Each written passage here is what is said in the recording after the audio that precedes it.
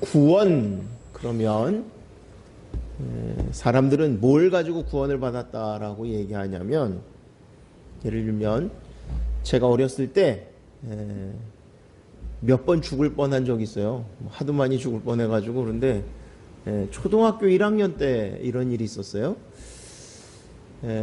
집에서 누구 결혼식이라고 처음으로 양복 같은 옷을 위아래로 다 맞춰주셨어요.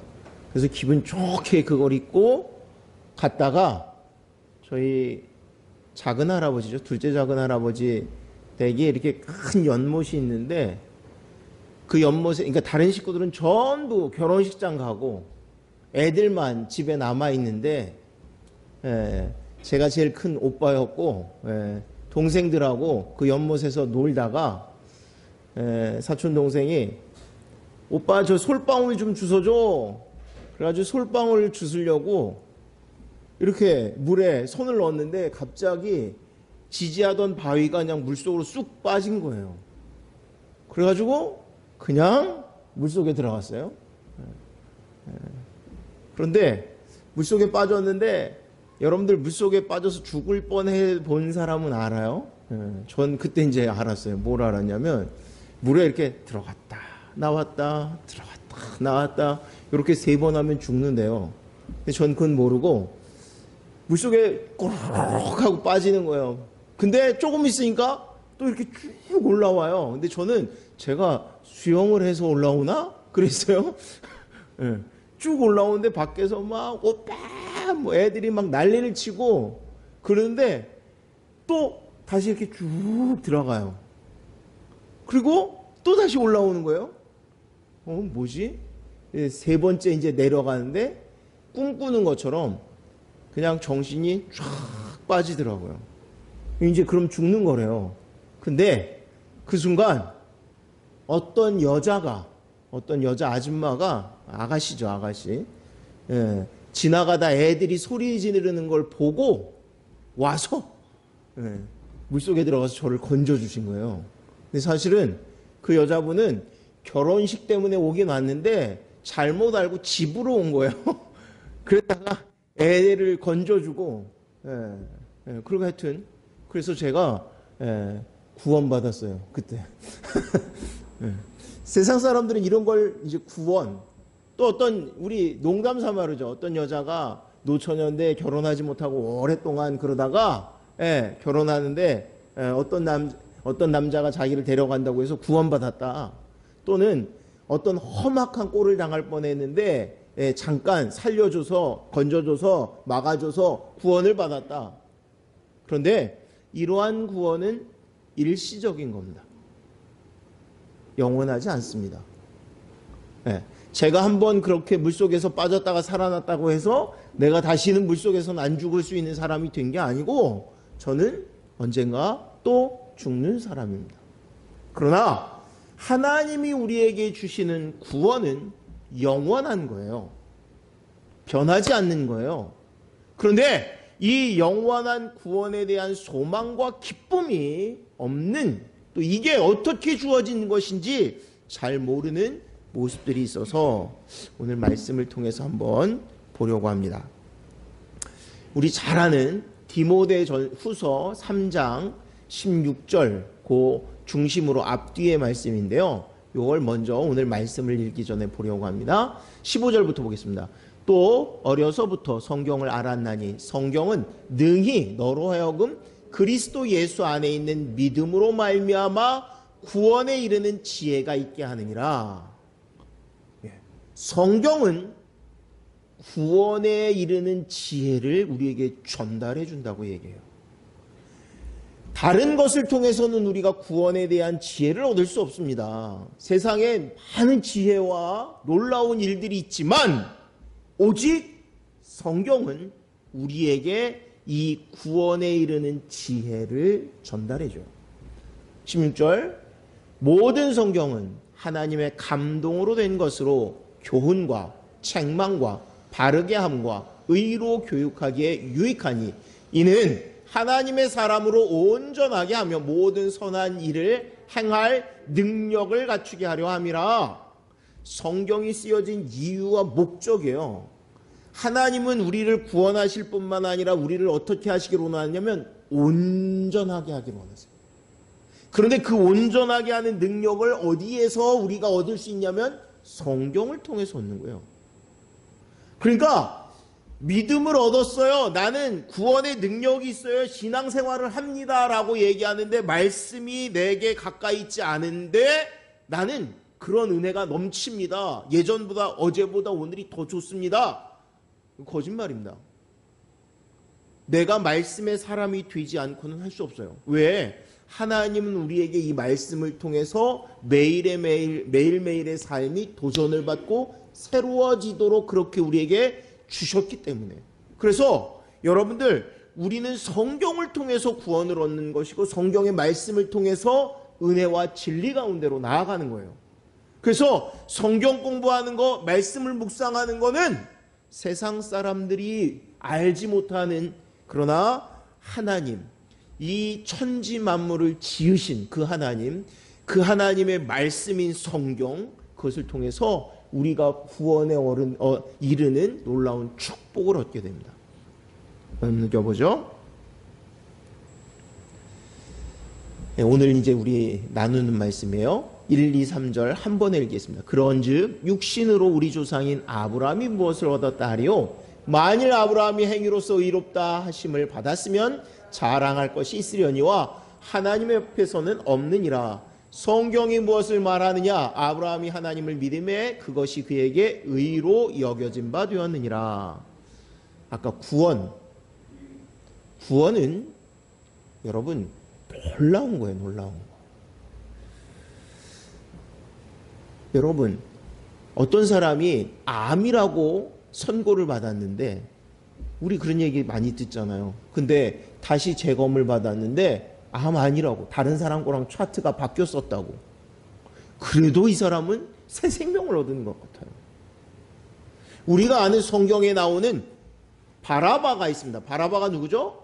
예수님과 함께 십자가가 아니라 재판을 받을 때 당시에 사형수였던 이 바라바가 풀려남을 받고 예수님이 십자가를 지시게 되죠. 바라바는 아마 그랬을 거예요. 그는 폭동을 일으켰던 사람이에요. 그래서 조금 있으면 형장의 이슬로 사라지는 사람이에요. 사형수예요. 그런데 어느 날 재판을 받는데, 우리는 요거를 조금 이제 어떤 영화나 드라마나 이런 데서 보면 이 사람이 막 좋아하고 사람들이 바라바를 놔주세요 그러면 막 희열을 느끼고 막 그런 걸 보잖아요. 그런데 똑같은 영화인데 저는 못 봤어요. 근데 안소니 퀸이 나왔던 그 장면에서는 안소니 퀸이 연기를 하는데 그렇게 연기한대요. 자기가 죽으려고 하다가 갑자기 구원을 받잖아요. 그래서 말로 이 어벙벙한, 그 사람 원래 그 좀 표정이 그렇잖아요. 근데 아무튼 어벙벙하면서도 그러면서 그 속에서 감격스러운, 구원이라는 것은 우리가 말로 설명할 수 없는 거예요. 그런데 하나님이 우리에게 베푸신 거예요. 이 구원, 이 은혜, 이것을 얻었다라고 얘기하는 것이 오늘 성경은 중심인데, 아브라함이 어떻게 해서 구원을 얻습니까? 아브라함이 믿음으로 얻었다라고 얘기하는 거예요. 왜 이 얘기를 하냐면, 당시 유대인들이 신앙생활을 하다 보니까 믿음으로 구원을 얻었어요. 할렐루야, 아멘, 감사했어요. 그런데 조금 시간이 지나니까 뭔가가 부족한 것 같은 거예요. 뭔가가 부족한 것 같아요. 그래서 과거로 돌아가는 거예요. 유대인들의 관습. 그래서 율법을 지켜야 돼. 또 하나는 할례를 꼭 받아야 돼. 그래서 지금 바울이 누구를 건네드렸냐면 이스라엘 민족들이 가장 존경하는 믿음의 조상이라고 하는 이 아브라함을 가지고 나온 거예요. 그러면 아브라함은 율법을 알았느냐? 율법이 언제 주어지죠? 모세를 통해서 하나님이 시내산에서 주시잖아요. 그럼 여러분들 생각해 보세요. 아브라함으로부터 최소 몇 년이 지난 후에 율법이라는 게 나오냐면 최소 430년 이상. 최소한. 우리가 아는 대로 아브라함이 이삭을 낳고 이삭이 야곱을 낳고 야곱이 요셉을 낳고 요셉이 요셉을 통해서 어디로 들어가요? 애굽에 들어갔다가 거기서부터 400년간 종살이를 하고 그리고 광야에서 40년. 그죠? 근데 그 중에 이 시내산에서 언약을 받기 때문에 최소한 400년 이상, 430년 이상이 흐르고 나서야 율법이 나와요. 아브라함은 율법이 없었어요. 그럼에도 불구하고 구원을 받았어요. 의롭다 칭함을 받았어요. 그 얘기하는 거예요. 하나님은 우리를 의롭다 하시는데 이것을 사람의 행위가 아니라 무엇으로 의롭다 하신다고요? 믿음으로. 믿음으로 의롭다 하신다는 거예요. 행위로 의롭다 하시지 않는 이유가 뭘까요? 우선 사탄은 이 행위에 대해서 너무 우리를 잘하기 때문에 이걸 자극을 합니다. 이렇게 한번 표현해 봐요. 우리가 행위를 잘했어요. 그러면 하나님 은혜가 우리 안에 넘쳐서 이러면 좋은데 어떨까요? 교만해집니다. 사단은요 가만두지 않아요. 우리를 자극해서 교만하게 만듭니다. 그러면 이 율법을 잘 지키지 못해서 행동으로 선한 행동을 하지 못해서 이걸 실패하면 어떻게 할까요? 사단 마귀는 어떻게 하냐면 우리를 팍 긁어서 야 그러니까 너는 구원을 받을 수 없어. 그러니까 너는 어쩔 수 없는 인간이야. 그래서 우리를 타락하게 하고 나락으로 떨어지게 만드는. 그래서 하나님은 이 구원을 우리 편에 둔 게 아니라 믿음으로, 다시 말하면 믿음으로 구원을 얻게 하게 했다는 것은 이 구원을 전적으로 하나님 편에 두게 하셨다는 거예요. 또 하나는 그러면 하나님을 믿으면 돼요. 자, 믿음의 대상입니다. 대상. 여러분, 만약에 지나가는데 우리 준원이만큼 조그만 어린아이가 어른한테 이렇게 얘기하는 거예요. 주원이 지나가는데 형아 저기 있잖아. 저기 갔다 오면 내가 형한테 10억 줄게. 그러면 주원이가 그래? 그리고 갔다 올까요? 예? 그걸 믿음이라고 얘기해야 되나요? 근데 예를 들어서 문재인 대통령이나 삼성의 이재용 씨 같은 사람이 와서 갔다 오면 내가 돈을 주겠어 라고 하면 갈까요? 안 갈까요?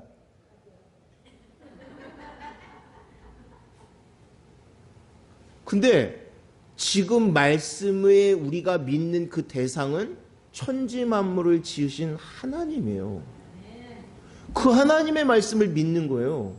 그건 여러분들이 믿음이 대단한 게 아니라 당연한 거예요. 당연한 거. 거꾸로 이걸 안 믿는 게 대단한 거예요. 말도 안 되는 짓들을 하는 거예요. 그러면서 우리는 믿음이 있다 없다를 가지고 가치를 가지고 얘기해요. 이 믿음은 전적으로 하나님이 하나님 편에 두셨다라는 얘기를 하는 거고요. 이것을 그럼에도 믿으면 하나님이 우리에게 구원이라는 선물을 주시겠다라고 얘기하는 겁니다. 넘겨봐요. 함께 공동합니다. 여호와께서 아브라함에게 이르시되 너는 너의 고향과 친척과 아버지의 집을 떠나 내가 네게 보여줄 땅으로 가라. 우리가 아는 대로 하나님이 아브라함을 불러서 아브라함에게 명령하시는 거예요. 너는 너의 본토 친척 아비 집을 떠나 내가 너에게 지시할 보여줄 땅으로 가라. 그런데 이것을 그대로 믿고 나아갑니다. 그러면 우리는 이게 대단한, 그래 바랄 수 없는 중에 바라보고 그리고 행동했어, 대단해. 중요한 거는요, 하나님이 먼저 찾아오신다는 거예요. 아브라함이 하나님을 쫓아나간 게 아니라 하나님이 아브라함을 찾아오셨다는 거예요. 그리고 하나님이 명령하신다는 거예요. 아까 권위 있는 누군가가 여러분들에게 찾아와서 이것을 해요. 요즘 TV에 보니까 이름 갑자기 까먹었어요. 백종원 씨가 그 음식 뭐 하는 거 있잖아요. 그러면 프로 있잖아요. 그 동네 식당들 뭐예요? 골목 식당. 골목 식당. 거기 들어가서 뭐 이렇게 뭘 해준다 그래요? 컨설팅 해줘요? 해서 이거는 이렇게 하고 저렇게 한다고. 그 사람들 가끔 이렇게 나오는 거 저도 이렇게 지나가다 보면 막 어떤 사람 울더라고요. 당신 때문에 내가 이제 완전히 새로워졌습니다. 어쨌습니다. 우리 이제 돈을 벌게 됐습니다. 그러면 우리는 하나님이 오늘 우리에게 찾아와서 우리에게 구원과 은혜를 베푸시는데 그 감격이 없어요. 그 은혜가 없어요. 하나님은 우리를 먼저 찾아오세요. 구원을 우리에게 먼저 선물로 주세요. 그리고는 이것을 믿으면 그러면 우리에게 구원을 주시겠다라고 말씀하시는 거예요.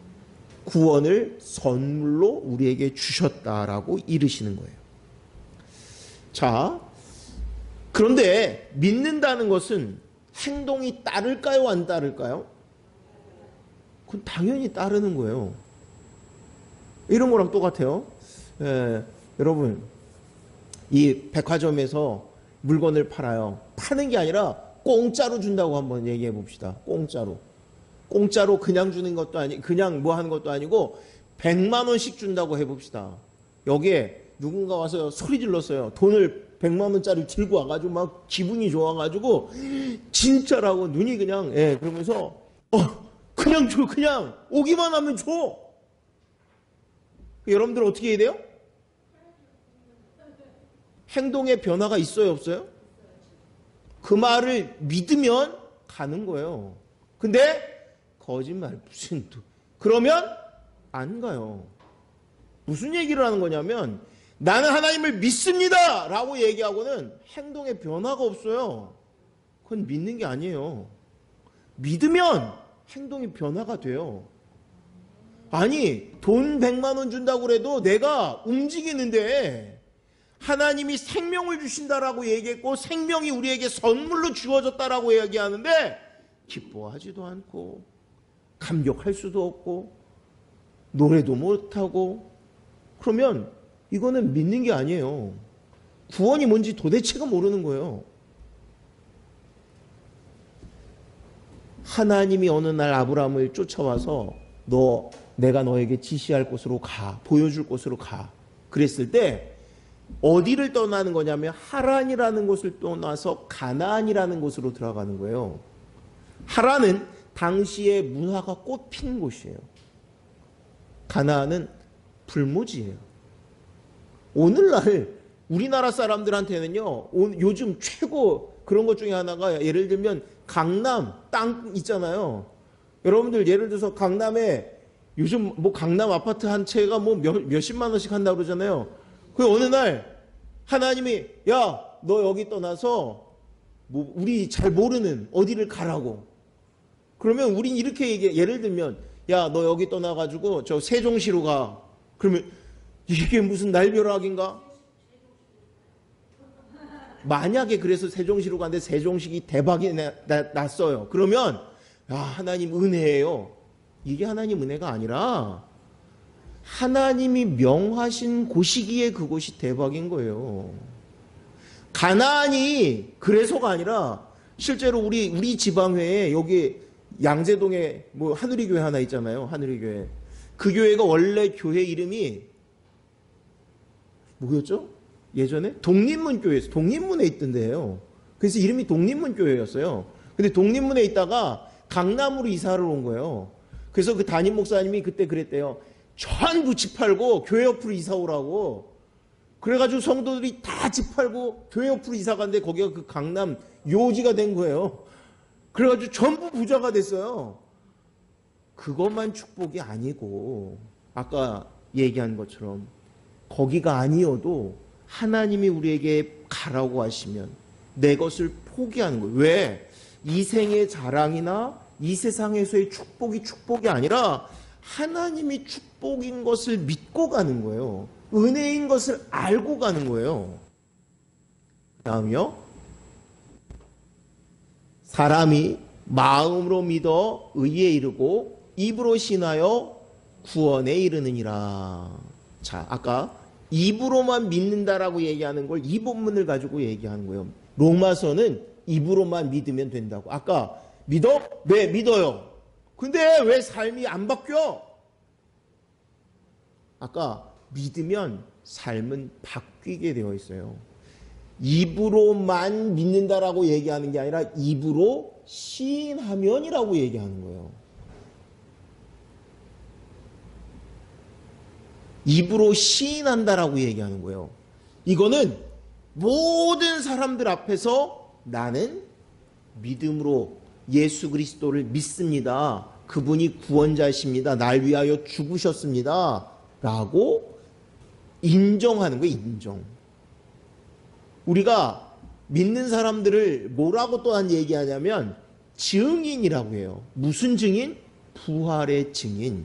예수님이 죽으셨다가 살아나셨다라는 부활의 증인이라고 얘기하는 거예요.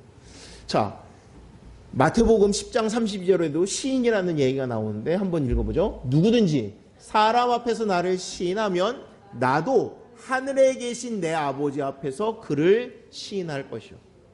예수님의 말씀이에요. 너희가 사람들 앞에서 나를 시인하면 나는 너희들을 하나님 앞에서 시인할 거야. 우리가 입으로만 믿습니다라고 얘기하는 게 아니라 입으로 예수 그리스도를 증거한다라는 얘기를 하는 거예요. 내가 입으로만 믿습니다. 아니요. 입으로만 믿을 수 있는 게 아니라 그렇게 얘기하는 게 아니라 입으로 시인한다는 거예요. 입으로 증거한다는 얘기예요. 입으로 내가 그 일에 대해서 증인이 되겠다라고 얘기하는 거예요. 그러면 하나님도 여러분들의 증인이 되겠다라고 말씀하시는 거예요. 그러므로 우리가 입으로 구원을 못 얻어. 이건 말장난이고요. 입으로는 시인하라고 얘기하는 거고요.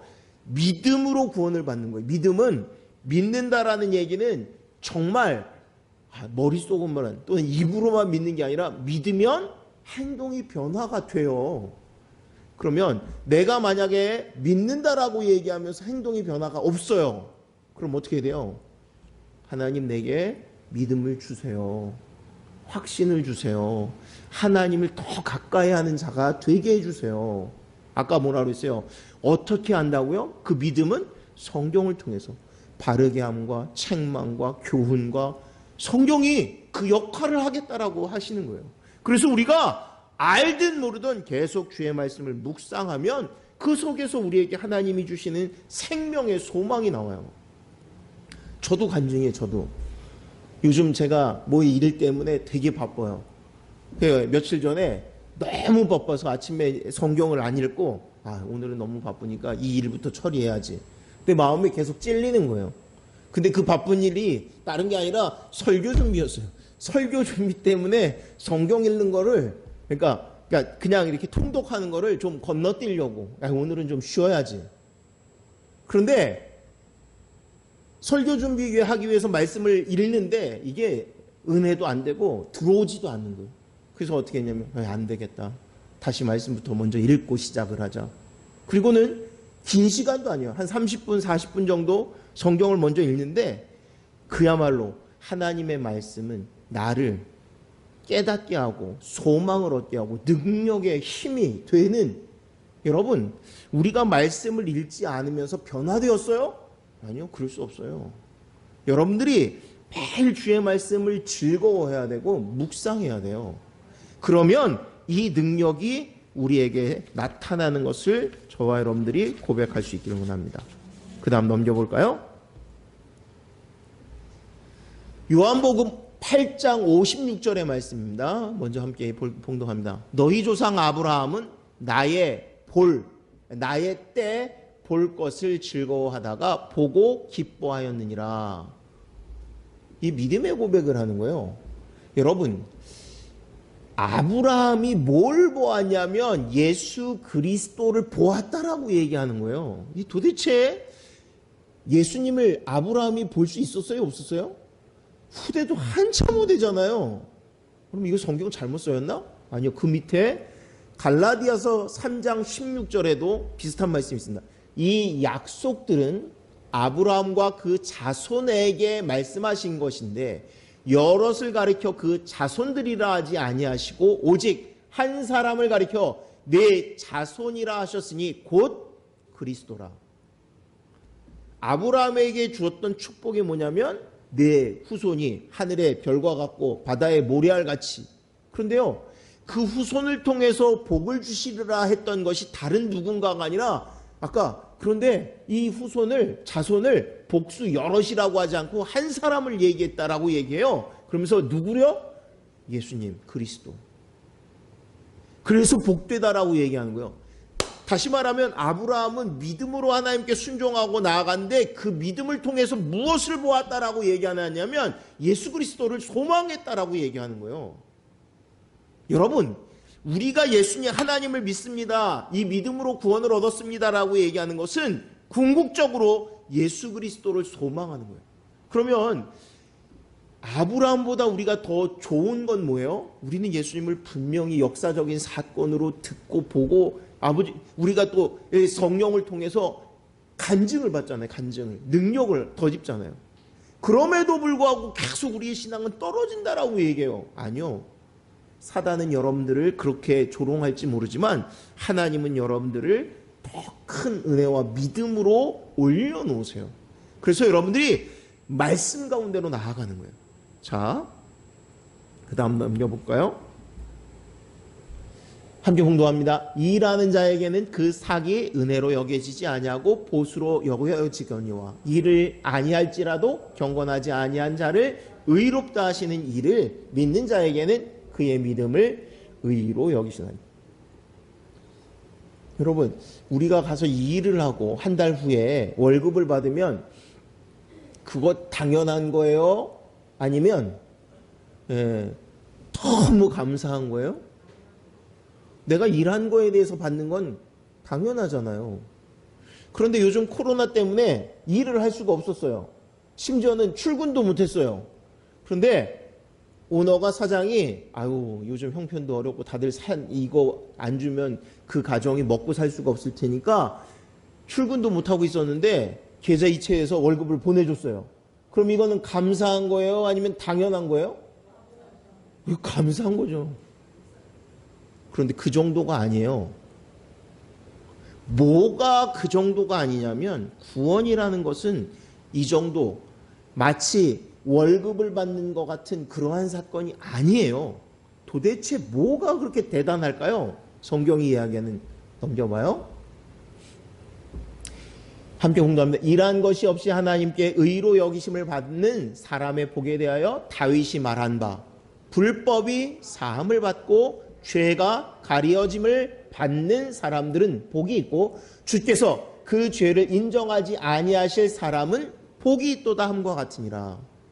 이 말씀은요, 시편 32편에 나오는 말씀을 다시금 인용하는 거예요. 이 시편 32편은 우리가 아는 대로 다윗의 제일 큰 죄는 뭐죠? 우리아 아내 바세바를 범하고 우리아를 죽인 거죠. 여러분, 말할 수 없는 거예요. 이건 진짜 한 가정을 완전히 그냥 파탄시킨 거잖아요. 그런데 이 죄를 짓고도 깨닫지 못하다가 나단 선지자의 지적을 통해서 회개하게 됩니다. 깨닫게 됩니다. 그때 그가 이것이 은혜라고 얘기하는 것이에요. 이게 축복입니다 얘기하는 거예요. 우리는 다윗의 인생을 보면 얼마나 놀라운 축복의 일들이 많아요. 예를 들면 그가 통일왕국의 초대 왕이 됩니다. 엄청난 일이죠. 이게 그의 축복이고 이게 그의 자랑이 아니에요. 그가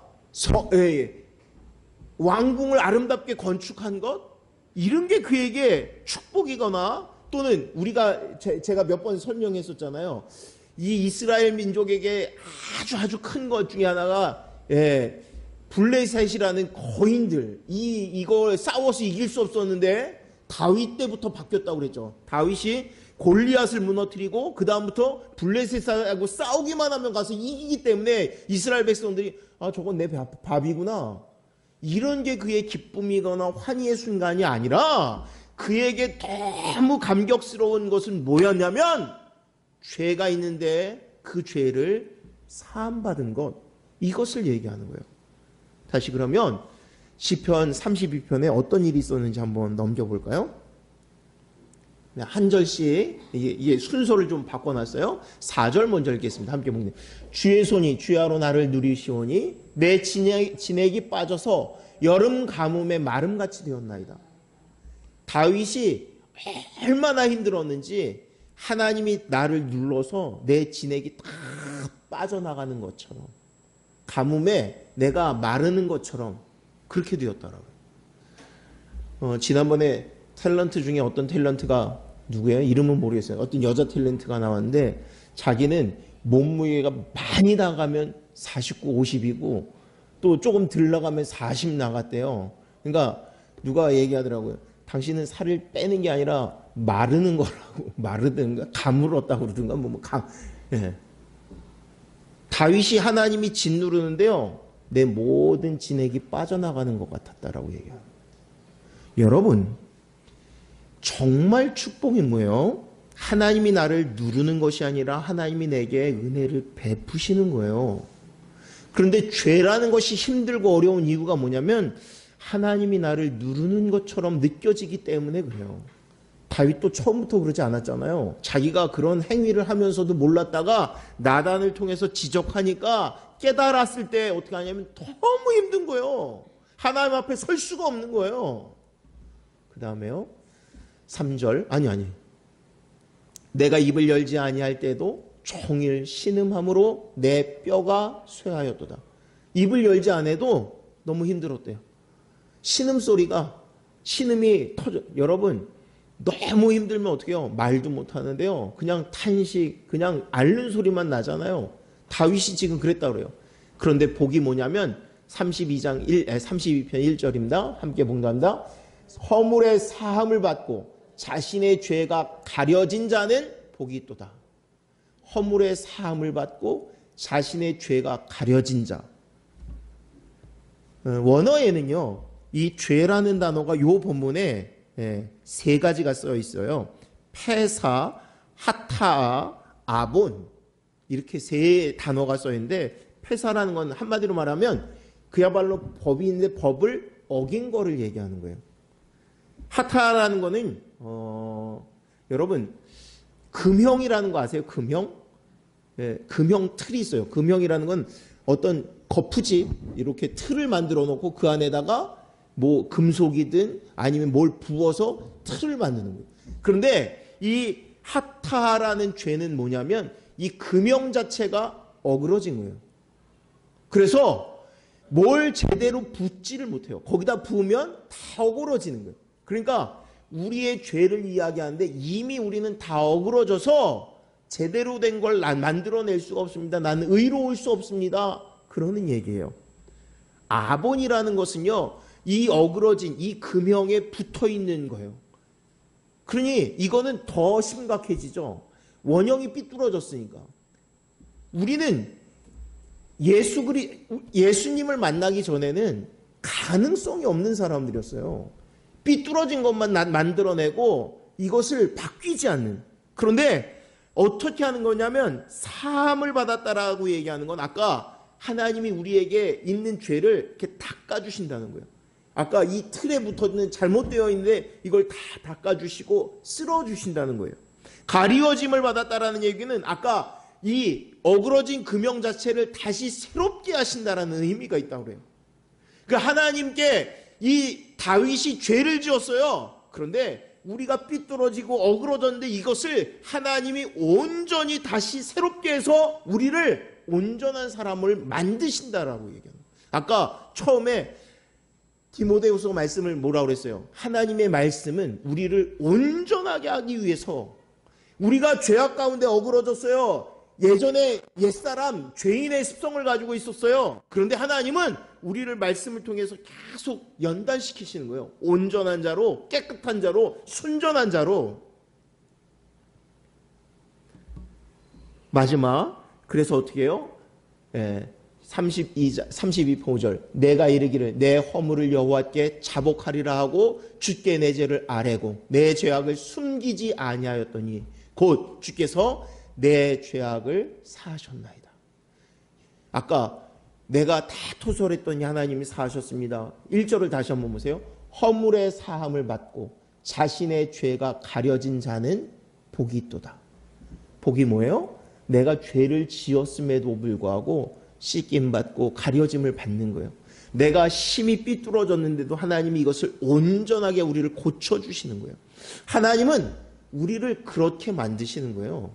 내게 하나님이 구원을 주셨습니다. 믿음의 의의를 주셨다라고 얘기하는 건 내게 아무 가능성이 없었는데 나를 새롭게 하셨다라고 얘기하는 거예요. 온전히 바꾸셨다라고 얘기하는 거예요. 넘겨봐요. 그가 할례의 표를 받은 것은 무할례 시의 믿음으로 된 의의를 인친 것이니 이는 무할례자로서 믿는 모든 자의 조상이 되어 그들도 의로 여기심을 얻게 하려 하심이라. 또한 할례자의 조상이 되었나니 곧 할례 받을 자에게뿐 아니라 우리 조상 아브라함이 무할례 시에 가졌던 믿음의 자취를 따르는 자들에게도 그러하니라. 자, 아브라함이 할례를 받았기 때문에 구원을 받았어요? 아니요. 아브라함은 이미 의롭다 여기심을 받고 할례는요 한참 후에요. 한참 후에요. 그런데 이스라엘 백성들은 계속 뭘 얘기하냐면 할례를 받아야. 그런데 그럼 할례는 뭐냐? 이렇게 얘기하는 거예요. 우리가 세례를 받을 때 이미 예수 그리스도를 영접하면 구원을 받아요, 못 받아요? 이미 영접하는 순간 받는 거예요. 내가 세례를 받아서 받는 게 아니에요. 근데 왜 세례를 받아요? 세례는 예식이에요. 그런데 모든 사람 앞에서 공포하는 거예요. 마치 결혼하는 것과 같이. 할례는 그와 같다라고 얘기하는 거예요. 그런데 그러면 할례 받지 말아야 되냐? 할례를 받아야 되냐? 할례 받은 사람은 받은 것 때문에 은혜가 되고 받지 않은 사람은 그것 때문에 두려워하지 말고 그럼에도 불구하고 하나님 은혜입니다 라고 얘기하라고 얘기하는 거예요. 그래서 구분하지 않겠다라고 얘기하는 거예요.